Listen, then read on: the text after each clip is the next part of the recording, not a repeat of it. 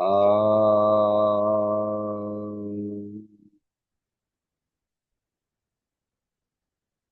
Om.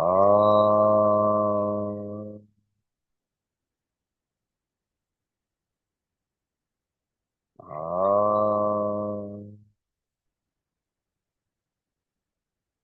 Shri Gurubhyo Namaha. Harihi Om. Parthoda, will you do the Gita Dhyana?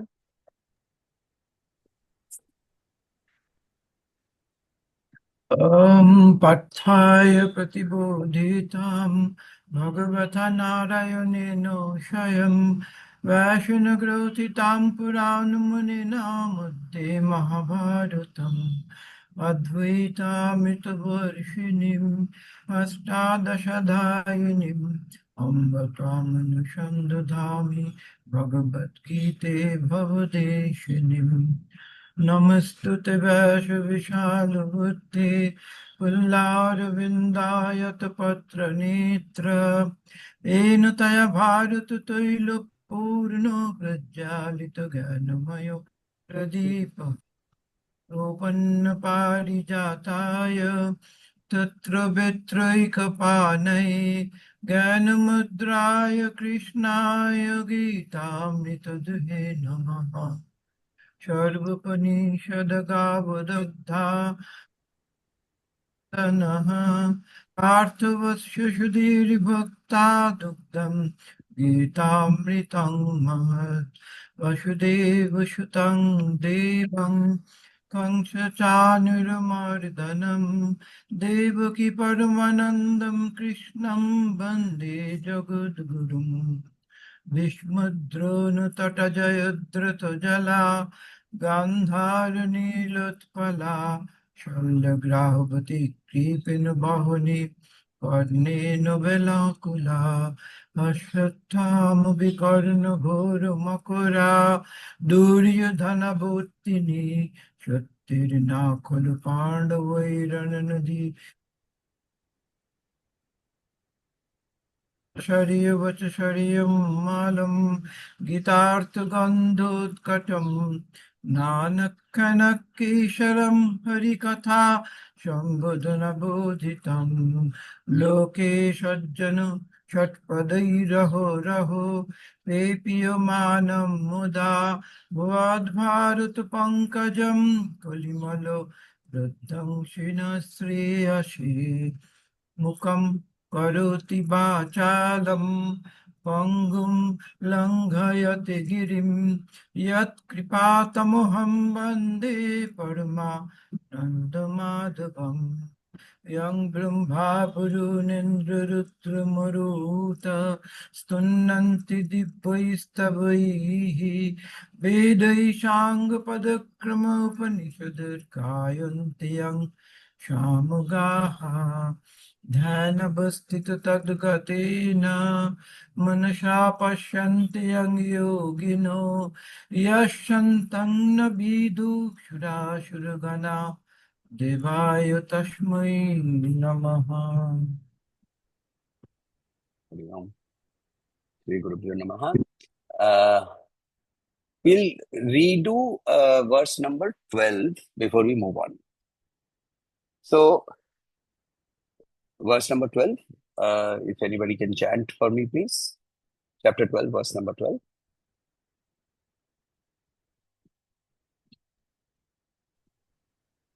Yeah, please go ahead. श्रेयो हि अभ्यासाज्ञानात् ध्यानं विशिष्यते ध्यानात् कर्मफलत्यागात् शान्तिरनन्तरम्. Beautiful. Shreyo hi jnanam abhyasa.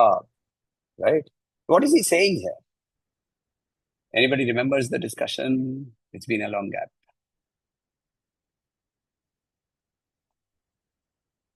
What is the context? What is the meaning of this verse? And what is it telling us?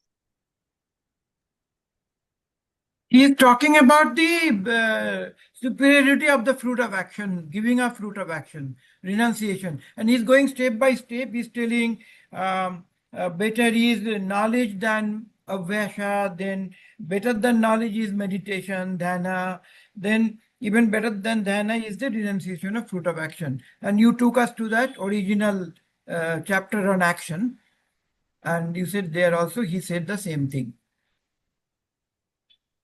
So is this actually true? Then in that case, why should all our rishis sit down in meditation? They should all be doing working and giving up fruits of action. Now, you also said that you cannot do it directly. You have to go in steps. So these are the steps, and then you get that power to do the action, but not crave for the result of action.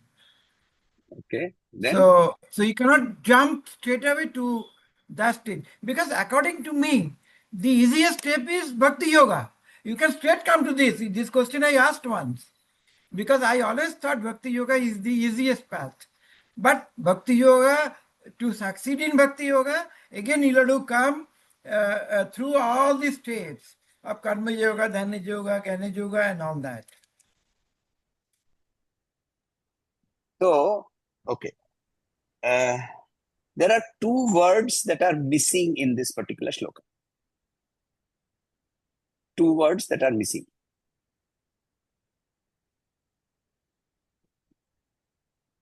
And Krishna has done this earlier also. Yes, please. Yes, Abhishek. Could it also be because of the context, whom is he teaching and which time it is for? The Sthan Kal Patra, and because that is a change he was trying to bring, and which is Very why he's nice. saying this is Very nice. superior, because Very the other nice. is superior, then See, Arjuna anyways wants to. Krishna has been asked this question earlier also. You talk about Sankhya and then you talk about karma. Which is better? Don't confuse me. Tell me. Tell me very clearly. Which is better? And he says, there is no doubt. Karma is better for you. For you. Renunciation of fruits is better for you. See, this is a dialogue. And it has to be therefore contextual. And for you here, the you is all of us, right? All the Arjunas who are listening to Krishna. All the Arjunas who are listening to Krishna, it is for us. So we cannot straight away sit down and get into meditation. So now you look at the dialogue, how it started. Karma yoga, then we went to chapter 4, and then we went to chapter 5, and then we went to chapter 6, then only we reached dhyana. Karma phala sannyasa yoga, right? Karma sannyasa yoga, and etc., etc. We went step by step by step. Without that, if you go and sit down into dhyana, you try and sit down. So does this mean that, you have been prescribing all the time, sit down for 15 minutes, sit down for 5 minutes, sit down for 45 minutes, should I not do that? Oh, you have to start doing that also. Because it's a parallel path. Because the body needs to be learning how to control itself. And therefore, if you are not going to be sitting down, you cannot sit down. Gandhiji was asked once, why are you preaching sannyasa? Why are you preaching sannyasa to everybody? Sannyasa is supposed to happen only at the 75th year. Manusmriti very clearly says 25, 25, 25, 25. So Gandhiji's answer was, at the age of 74, till the 74th age, you are eating kheer. And in the 75th year, you say, no, I will not eat anything excepting grass and leaves. Will it happen? No.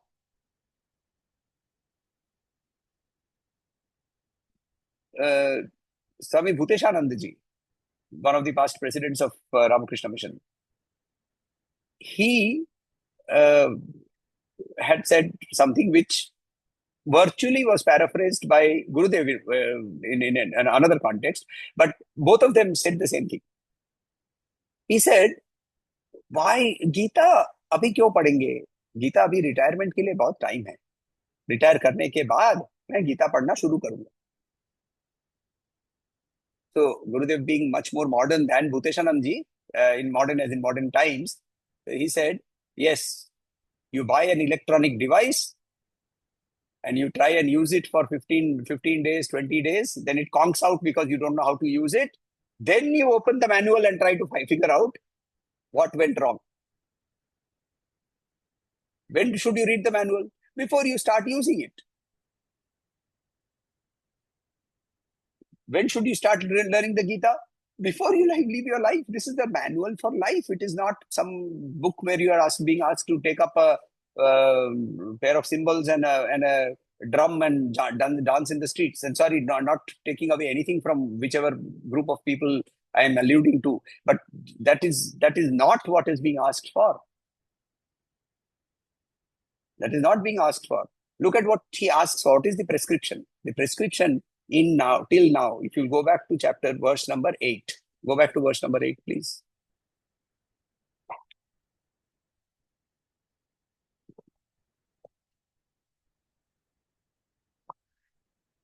Please read that. Somebody, whoever, volunteer and please read it.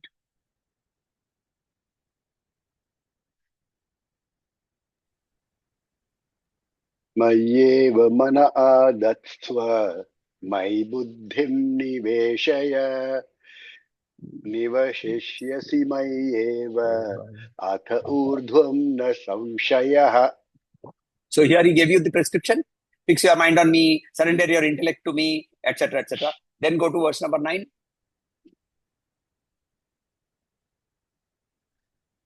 अथ चित्तं समाधातुं न शक्नोषि मयि स्थिरम् अभ्यासयोगेन ततो मामिच्छाप्तुं धनञ्जय.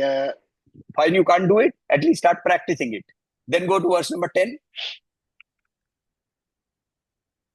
अभ्यासेऽप्यसमर्थोऽसि मत्कर्म परमो भव मदर्थमपि कर्माणि कुर्वन् सिद्धिम् अवाप्स्यसि. So what is he saying here? Okay, you can't do that. Abhyasepya asamarthosi. If you can't even practice, at least think in your mind that whatever I am doing, all action. He's not saying give up this action, give up that action. He's saying all action. Do that action for me. Then he goes into verse number 11. Fourth method. What does he say?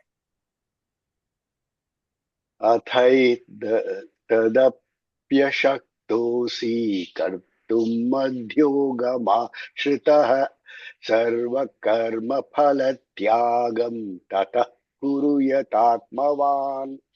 So he says fourth prescription. Fourth prescription is at least give up the fruits of action. The fourth prescription is the lowest. It takes you to the next one. That takes you to the next one.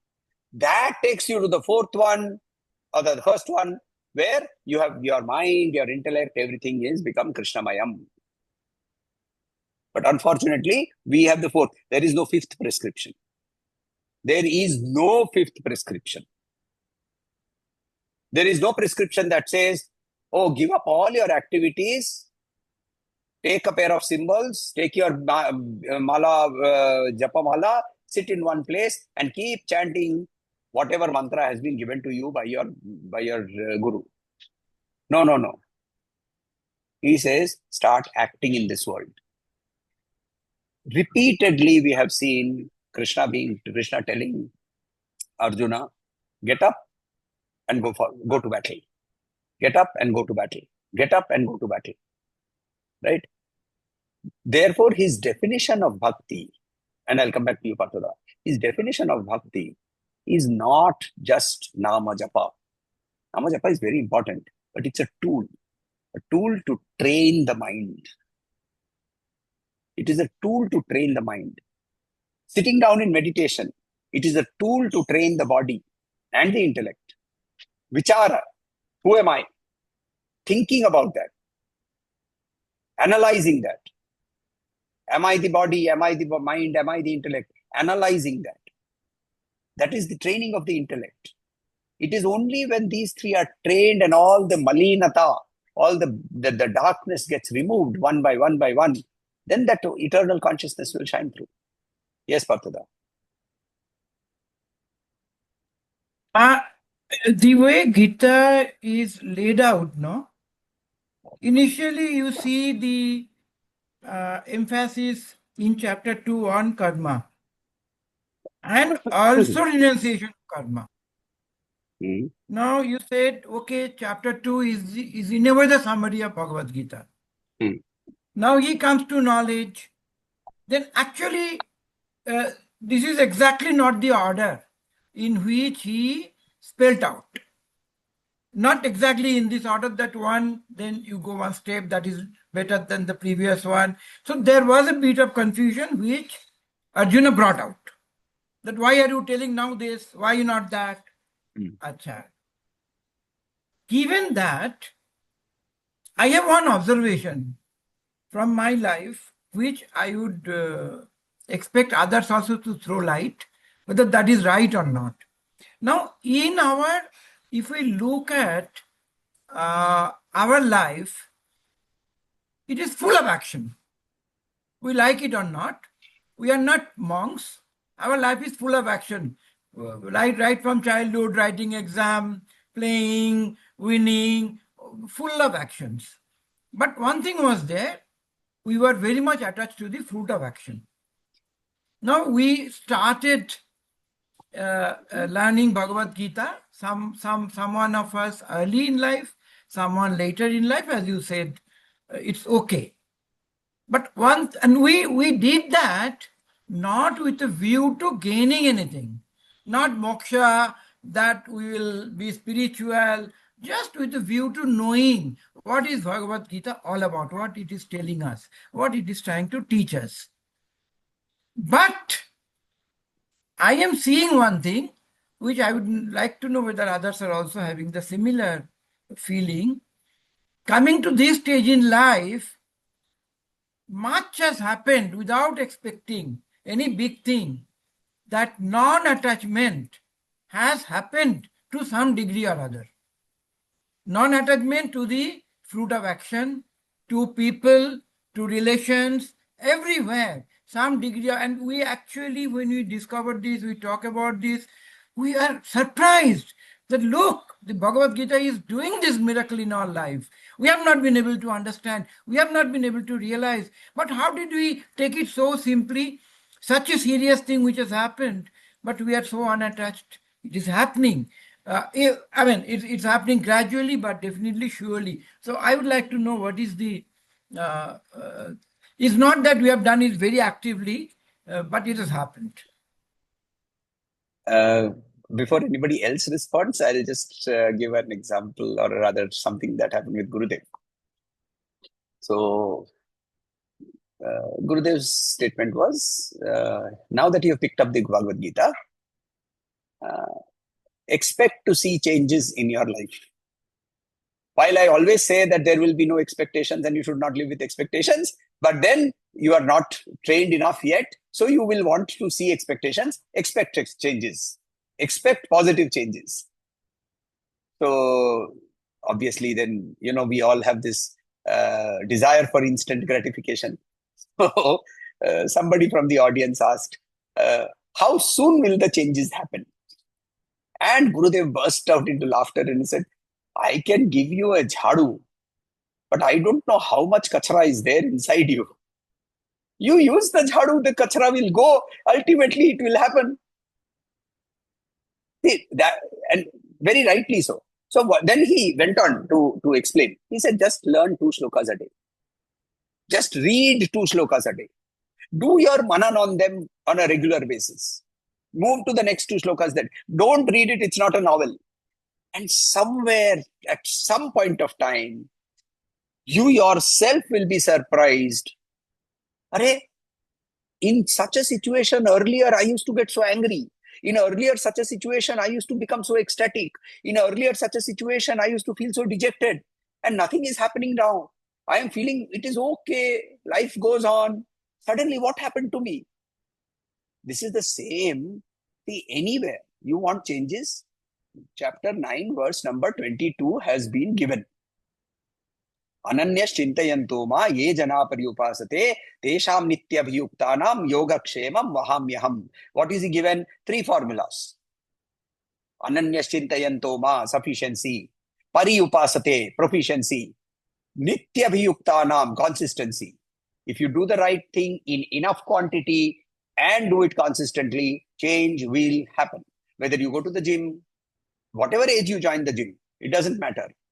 You keep working out, you will see some change, right? Depending on how old your body has become, it will rejuvenate, but it will take that much time. Same way, you start sitting for 5 minutes, that 5 minutes of stability will go to 7 minutes, will go to 9 minutes. For some people, it may go faster, some people, but that will happen. So what you just now said is actually what Gurudev actually talked about. And he very clearly said that this will happen. How soon? Up to us. As rightly said, हमारे अंदर में कितना कचरा है उसको कैसे पता? He has given us the jhadu. The Bhagavad Geeta itself and his commentary is available to us. So all of us will experience this. All of us will experience it. And again, the faster we can catch on to this, the faster we start cleaning, the more easier the result is. See, I talked about this, thought of talking about this because in our group we have people who are grown up, much grown up, like Raghuji, me, and all that. Maybe our friend, yeah, I'm sorry, I'm forgetting your name. Yeah. Change iPad to your name. Yeah, but for example, somebody like Abhishek, he should definitely look forward to huge changes without even expecting the change. I mean that's a affirmation I wanted to give. Since it is Abhishek and he's very close to me, I'm going to put a different caveat. I don't know how much of kachara from the last life he has brought. We don't know that also. No. Yes, Raghuji, you raised your hand. So yeah. So basically, I just want to point out. I mean, we learned the Bhagavad Gita chanting, okay, and I was introduced to various schools of thought, particularly Vivekananda's complete works and all that, at a very young age. I attended Gurudev's lectures again. But all of these things were happening. They didn't create that change until COVID hit. I had time on my hands and I decided to start studying. Started studying initially on my own, go to the web, download versions in English, and then read and stuff like that. But the change, the amount of change that's happened in the last 3 years is amazing. But when I analyze that change, I see the roots at various points in my life. So all of that, they all contribute. Where the change happens rapidly, where the change happens gradually, we don't know. But like Samiji said, change will happen. We just have to be at it. We have to keep at it. So, from now here, what we'll move on, unless somebody has something else to add, if you move from here to verse number 13 to 19, is a set of verses which describes the behavior of a person who has gone through chapters 1 to 11 of the Bhagavad Gita. Has gone through does not mean read. It means what Gurudev used to say, has allowed the Gita to go through him. Right? And if he has allowed the Gita to go through him from verses number 1 to 11, then there are a set of behaviors. Now, when I was going through this class, and it wasn't Gurudev, it was some other Acharya who was teaching us, and that Swamiji, he very beautifully pointed out, and he said, some of these behaviors are very advanced in terms of how they are expecting us to behave in this external world. So, can I do that today? And most probably I can't. So can I make these behaviors a set of goals towards which I can start working. That is possible. See, he says in verse number 13, let us look at verse number 13 and 14 together.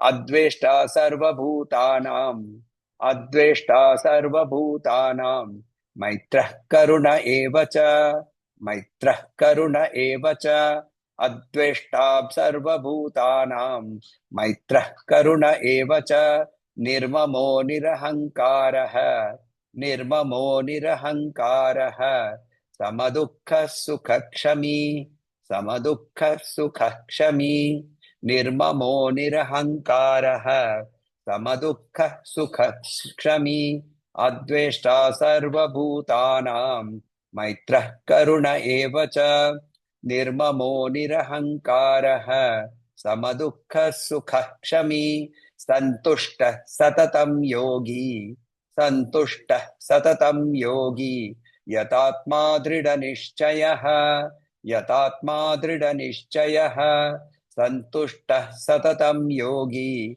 Yatatma drida nishchayah, Mayarpitamano buddhir, Mayarpitamano buddhir, Yo madbhakta same priyah, Yo me bhakt, Yo madbhakta same priyah, Mayarpitamano buddhir, Yo madbhakta same priyah, Santushta satatam yogi, Yatatma drida nishchayah, Mayarpitamano buddhir, Yo madbhakta same priyah. So he says, what are the behaviors? Don't act with malice. Adveshta. Sarvabhutanam maitraha. Friendship towards all living beings, all beings. Karuna. Compassionate. Karuna does not mean pity. Karuna means compassion. Feeling the same things that they feel. Empathy. So karuna. Nirmama. Nirmama, without, not mine, giving up the thought of this is mine. Nir ahankara, without the egoism of self. Sama dukkha sukha, equanimity in both pleasure and pain. Kshami, he who is forgiving. He who is not only forgiving, the word kshama also means that it also, Compassionate? no, there is a very interesting, see, the root comes from burnt, right? The root comes from having burnt. So when we say he has burnt, what has he burnt? He has burnt his malice towards others. So, kshami. So he says, you have to be kshami. Then he says, santushta. Santushta. Right? Santushta means content. So content with what? Content with anything that is coming to him. Satatam yogi. Santushta satatam. Always he is steadily satisfied. Satatam, constantly or steadily. And he is the yogi, yatatma. He is the person who is self-controlled, yatatma. He is drida nishchayaha. He is very determined. He is very, I think he is resolute, right? He's very resolute. If I'm not mistaken, the name of the desk of the president of USA is called the Resolute desk. You need to check that. But if I'm not mistaken, I think it is called the Resolute desk. So it's a desk on which finally decisions happen, right?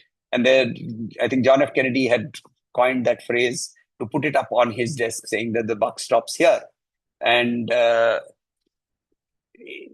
it's about saying that I have taken this step to go forward, and I will, irrespective of what happens. Swami Sarvapariyananda in one of his talks about a particular sadhu who was almost on his last stages. And he was taken to Calcutta and he was taken to the Ramakrishna Mission Hospital. And in the Ramakrishna Mission Hospital, they were sharing one room where he was in one room and the other bed had this Swamiji. And he saw that at 3 o'clock in the morning, this man who is supposed to be on his deathbed, lying, sitting up erect and doing his japa. Dhrtarashtra. And we will come across these when we come back to chapter 13. He will come back and cross-reference all of these again. And therefore, having done that, Maya arpita mano buddhi mad bhakta same priyaha, then that will happen. So then you become dear to God. Then you become dear to God. Right? Same priyaha. Being a bhakta means, oh, God is dear to me. Yes, but see, I know the president. I know the president very well. Her entire biodata is available on Google. Question is, does she know me? That is a more important question, isn't it? So I know God is very dear to me. No, am I very dear to God? I can become dear to God when I express these behaviors in the external world. For expressing these behaviors in the external world, how do I have to change what I have to change here? These are set of practices that he will come and give us in chapter 13. In chapter 13, he will give us a whole set of practices. 20 practices he will give us. Starting with amanitvam. Don't look for mana. Right? We have seen that, right? Earlier also, man, apamana, he is equanimous between man and apaman, amanitvam. That will be a practice. But before that practice, how do we express that practice in the day-to-day world? And spirituality, I have, at least in my personal life, and this is a personal opinion, is that you fake it till you make it. And you just keep doing it. Ultimately, it becomes yours. It will become yours. So, Rakhal Maharaj, Swami Brahmananda, very severe in his tapasya. Very severe in his tapasya. So somebody asked him that you lived with an avatar. And all that we are striving for was opened up and given to you. Then why this tapasya? Look at Rakhal Maharaj's answer. Look at Swami Brahmananda's answer. He said, yes, it was given to us. Now I'm making it my own.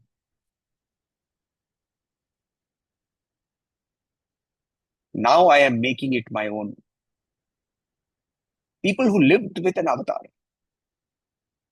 they had to do this much tapasya because they had to make it their own. So you make it till you fake it till you make it. So what are the behaviors? Again, let us look at all the behaviors that he's listed out in 13 and 14. Adveshta, Sarvabhutanam Maitra, Karuna, Nirmama, Nirahankara, Samadukha Sukha, Kshami, Satatam Santushta, Yatatma, Dhrtarashtra. These are a list of behaviors that he lists out. 15, 16, 17, 18, 19 are all such lists of behaviors. They are all a list of behaviors. And we'll see those behaviors in the next classes. I'm going to give you homework. 15 to 19, I want each one of you to go through, understand, and say, these are, how do I express this behavior in my day-to-day life? How do I make it my own? How do I make it my own? Let me give an example here. He says, Yasman no dvijate loka, loka no dvijate chayaha. Udvijate, agitated. He does not agitate others, nor are others agitated by him. Or sorry, he does not get agitated by others, he does not agitate others. Now you must have heard or seen these people, right? Some of us are like that also. and you have people Cool around dude. you. The cool dude. No, the reverse. The guy who's No, the guy who's permanently agitated about things around him, and because of his agitation, is agitating everybody else. oh yeah, that's the reverse. Yeah. Right? And how do you reverse that? And the guy who's doing this, the guy who's agitating others and is personally very agitated, he asks him, why are you so agitated? And his answer will be, I am not agitated. That guy's not doing his work. I am not agitated. Correct? I need you to go through these. The translations are available. All of you have Gurudev's book also possibly, or some other book you have. Take that book, whichever book you want. But here now we start moving into saying, how do I make this mine? How do I? Because see, up to chapter 12 was all theory. Chapter 13 onwards, it's all practical. It is the practical expression. Tat, Tvam, and Asi. Asi is the joining. And joining will happen only when the action takes place. When we express all of this in our actions. Yes, please. Yeah, so I was just discussing with Sita today while we were driving up. One of the issues why there are so many innumerable practices in our religion, so to speak, is that our rishis have particularly, with particular emphasis, expressed the truth in metaphorical way, never by directly spoon feeding us. And they did this with a reason. They realized that if they just spoon fed us, we will never get it. I mean, we will hear it. We may follow those instructions. If the situation changes, we will not know how to change the instructions. So they gave it to us in a metaphorical way in order to force us to think, to introspect, to try to understand. And I was explaining also, see, there's one very beautiful thing. What if you introspect and you get it wrong? If you truly do the introspection, there is only one truth after all, right? So that is the guiding principle. It will draw you to that. It will draw you to the correct conclusion. It will take time maybe, but it will draw you. So just trust and introspect. You will actually find the real meaning in all of these. But people will just state he said like that, and so we got to do like that. And that's why there are myriad ways. And each has its own value. So you should not question it so much. Let them do what works best for them. But when it comes to our own actions, do the Mananan Nidhi Yasan. Don't stop with the Shravana.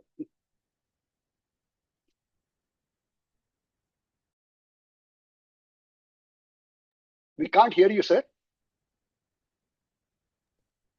You're right. You see, the Vijnana Bhairava Tantra gives 112 methods of meditation. Oh, then I'm supposed to do 112 different types of meditation? No. You start with number 1. In the first few hours of meditation, if you seriously do it the way it has been written, you will find that, oh, this is sticking. This is something I can understand. And this is something that is giving me something. And you don't read from number 2 to 112, you don't even read. That is the meaning of 112. And the reason for 112, and Vijnana Bhairava Tantra gives only 112, there are other books which give more and more and more, and numbers of such meditational techniques, such religious techniques, such spiritual practices are many more, because we all come from different trajectories. And our Rishis realized that. So each one of us has a different trajectory. When Yajnavalkya was deciding to go away and he was giving away all his material wealth, Katyayani and Maitreyi, his 2 wives. So Maitreyi asks him that, will this wealth make me, give me the peace that I am looking for? And he very categorically says, no, this will not, because it is transitory. So then what will? And he very clearly gives out a whole list and says, I did this, I got that. If you do it, you might get it. He doesn't say you will. The whole idea is that this is a personalized, curated journey that you curate for yourself. And that is also the reason as to why the Guru Shishya Parampara is also very important. See, mass scale initiations at the initial level, at the basic level, work. Right? The mass scale initiation. If I was, what is it called? The sort of mass guru, then I would give the mass scale initiation of the mantra called Soham. Why? It's important. It works. Will it give moksha? No. It's not going. It will give you the basic training required. But after that, where are you supposed to go? Somebody who has gone there has to sit down with you and explain to you and tell you this is your path. Individualized. So the initial fever treatment is allopathic. Post that, you have to go to alternative theories. Whether it is homeopathy or Ayurveda or Unani or whatever you want to use, one of those methods only will work. Hence, so many methods. Hence, so many processes. Hence, so many rituals. But we don't understand the meanings of those rituals. We don't understand the language of those rituals. Deho devalaya prokto jivo deva sanatana. Tyajyam ajnana nirmalyam soham bhavena pujayet. Soham bhavena pujayet. Oh, the mantra is to be repeated before you do the puja. Yes, we have repeated it. I don't know what it means. For that matter, even worse, if you go to the in the North India and you go and you are going to do some Pitrikarya in Kashi or Gaya or Prayag, the priest will make you sit down and give you some rice, one flower and a coin in your hand, and he will recite everything. Right?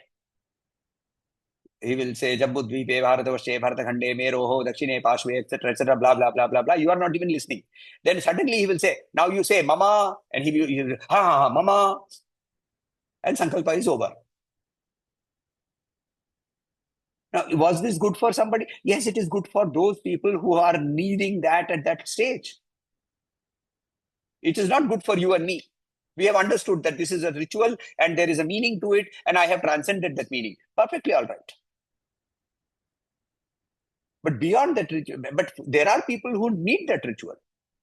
So don't denigrate it, and yet don't get trapped by it. Yes, Parthoda, you wanted to ask something. And so did Lalitaji, so we'll ask Lalitaji later. The point that Raghuji said, I would like to add something. I talked about what is the change that is happening after going through Bhagavad Gita. That is one part of it.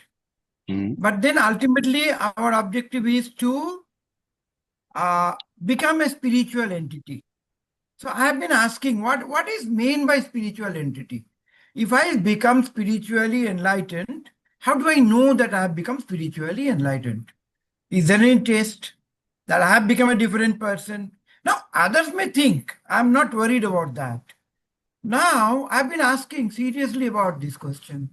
And spirituality fundamentally means, we have discussed here, to discover that you are the spirit soul, or you merge into the Brahman, the super consciousness or Brahman, whatever way we call it.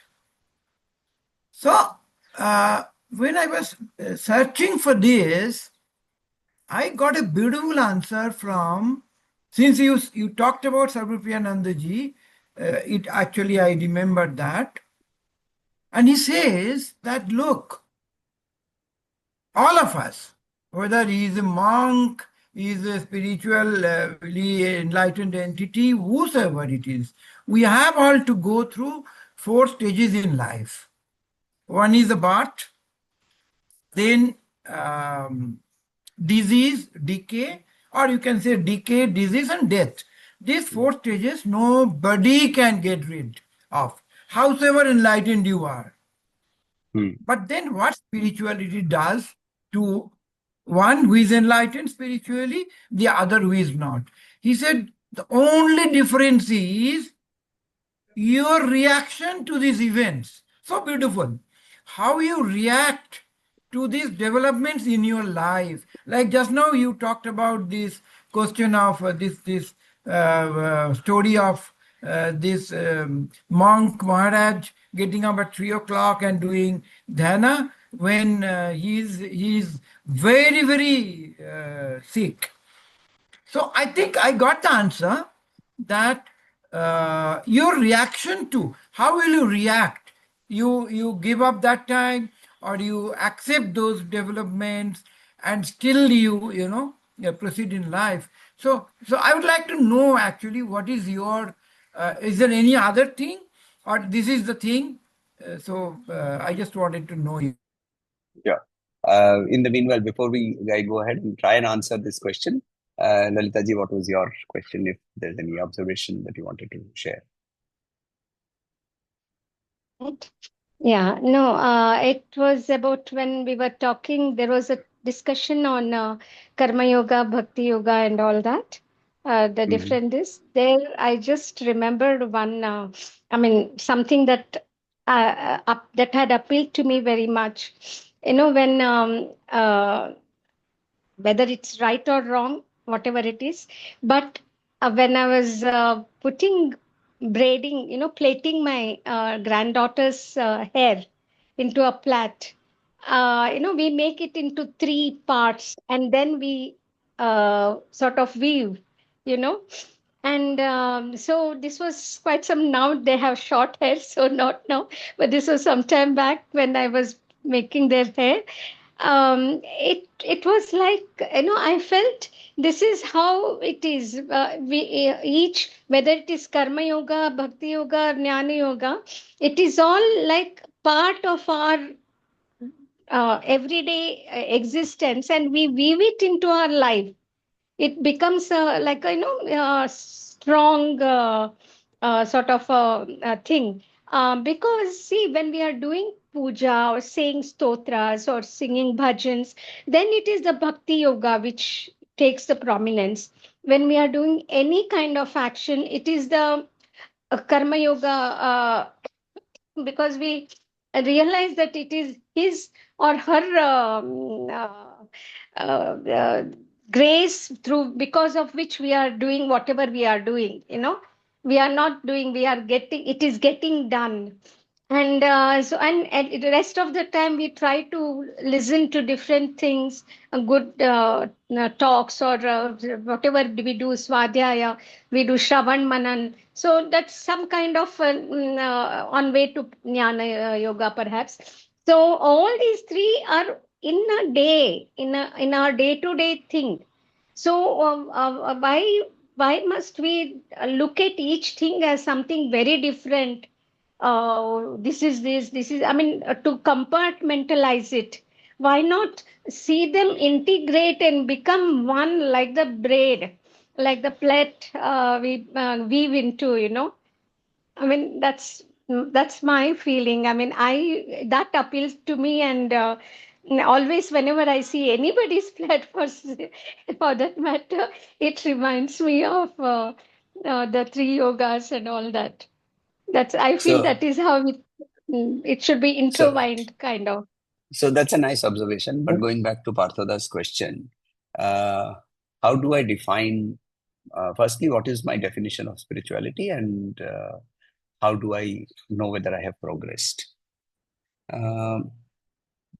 This was, I think, the best answer I have heard is from Sri Ravi Shankar. And he says, see, even the definition or words that you use in terms of saying spiritual or spirituality are all very subjective, right? And this will depend upon how have you even thought about the 5 basic questions. What are the 5 basic questions? Who am I? That is, what is Jiva? Right? How am I connected with this entire world? What is it that I am supposed to be doing? How do I get out of it? Rather, what is that state of final liberation? And how do I get there? These are the 5 questions, right? Any religious or spiritual philosophy tries to answer these 5 questions. Any philosophy, whether it is Dvaita, Advaita, Vishishtadvaita, whether it is, this covers everything. So Christianity and Islam are Dvaita. So they cover all. These are the 5 questions. Who are you? How do you relate to this entire cosmos? Why are you trapped? What is that state of freedom called? And how will you get free? Now, your definition of that state of freedom defines what is spirituality. That is the goal that you have set for yourself. Right? So if you are a Muslim, or you are a Christian, or you are a Dvaita Margi in Sanatan Dharma, you will say, I have to go and live in heaven. Whatever is the definition of heaven, not Swarga. Heaven here being Vaikuntha or Shivaloka or whatever that loka is, right? Living next to the throne of God. Living in the right hand of Allah. That is your definition. So now what do I need to go there is the path of spirituality that you are going to undergo. Irrespective of that path. And Rishis' answer here is very important, very beautiful. He says, examine 3 different things. Number 1, how do you respond to situations? Have you stopped reacting? Have you started responding? How do you start responding to situations? Second, have people's interactions with you started becoming sweeter? Now you see, this is a trick here, because sweet is what you are going to feel, not that person. So when Anita Bodhi is now going to shout at you, you will say, this is so sweet. Earlier you were getting angry. Correct? So are interactions with other people becoming sweeter? Is the second. And third, are you finding more sources of joy?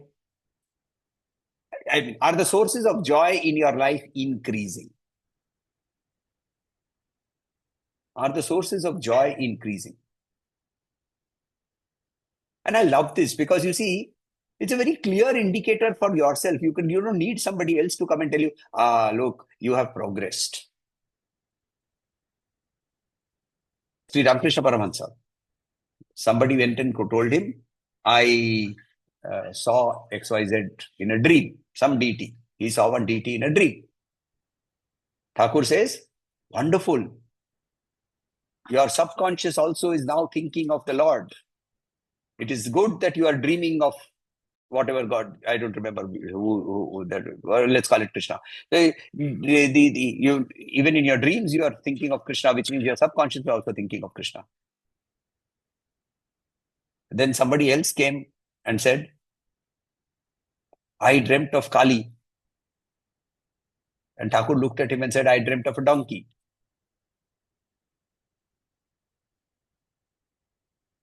Do you see the reason why he's behaving like this? Why Thakur is behaving like this? Because each person was coming with a different perspective. The first one needed that training required for his subconscious, and therefore, so each one of us will have a different journey. Each one of us will have a different journey. Each one of us will have a different path. But in each one of us, these 3 things will always apply, isn't it? How do I react? How do situations around me are becoming sweeter? And am I getting more and more sources of joy? Maybe all 3 actually ultimately boil down to that last question. I'm feeling more joy about everything around me. Today, I experienced this a small thing. I was walking down the street and there was this fruit seller. We have a fruit seller just outside our gate, and his younger brother, Raju, was on a cycle. And when he gave me a smile as he passed me on his cycle, and he was, riding that cycle very fast. And he looked at me and he gave me a smile, and that smile was like a 60,000 watt The joy of life was bursting out. And I actually thought that at that point of time and said, that's that joy that must be there throughout your whole entire day, throughout your entire life. Can we live there? So I hope I've given you sort of an indicative answer.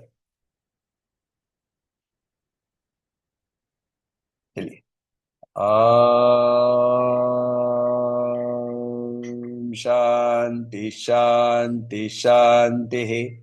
Harihi Om. Shri Gurubhyo Namaha. Harihi Om.